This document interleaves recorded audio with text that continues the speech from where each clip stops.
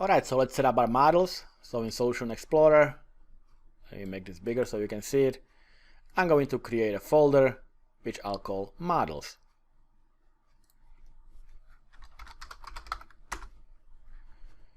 And the first one, I'm going to create a class, and we can do the comedian class. Now, which classes we need, we already discussed in the PowerPoint presentation. So we already know that we need 4 classes for the comedian, the comedy event, gig, and venue. So let's start with comedian. And the comedian can only have few properties. The first one, of course, is the ID. So that's going to be an integer, and I'll call it comedian ID.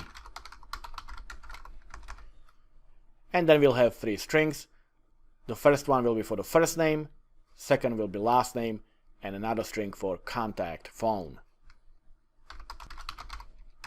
So property for first name, last name, and contact phone. And that's really all we need for comedian. So let's create another one. And this one can be for the event itself. So add class, and I'll just call it event.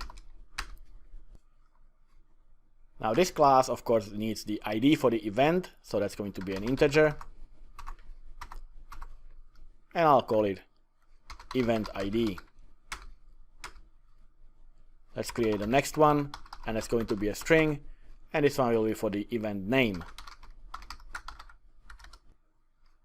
The next one will be date time, and this one will be for the event date.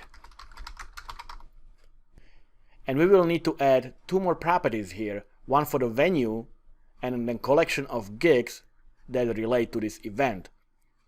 We don't have these classes yet, so let's create them before we add them. But the reason why we will be adding them here is to make the relationship between the event and the gig, and the event and a venue. So let's create another class, and this time let's create the gig class.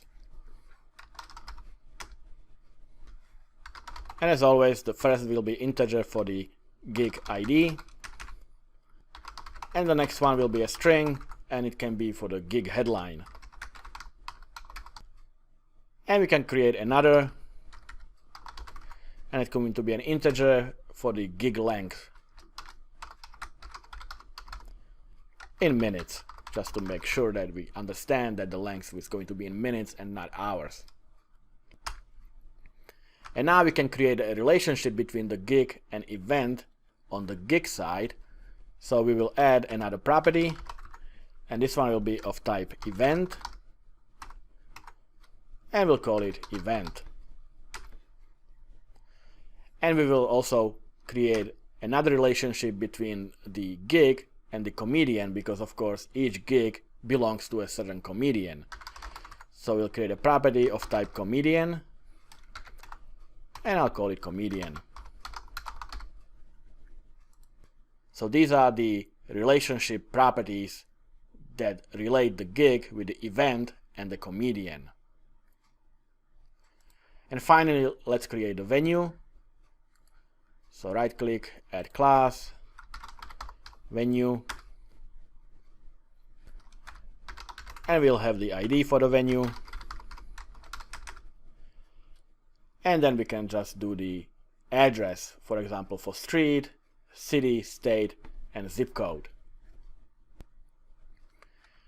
And I'm going to create another, and this is going to be an integer. And this one will be seating, basically how many seats are available in the venue. And I'm going to create one more, just so we have some boolean, and this one can be serves alcohol. Is there an alcohol being served in that venue? It's not really that important of the property, but I wanted to add something other than integer or string, so we'll have a boolean as well. So this set up our venue, and now let's go back to our event, because now we have to add the relationship between the event and gig and event and venue. So let's create a property of type venue, and I'll call it venue. So now we will have an event that belongs to a certain venue. And another property, and this one is going to be a list of all gigs that happen in that event, because that's one-to-many relationship. Event can of course have several gigs by several comedians. So this is going to be iCollection of gigs, and I'll call it gigs. Alright, so this is our classes. Next, let's create another class, and this one will be for DB context, which is the class that will be actually interacting with the database.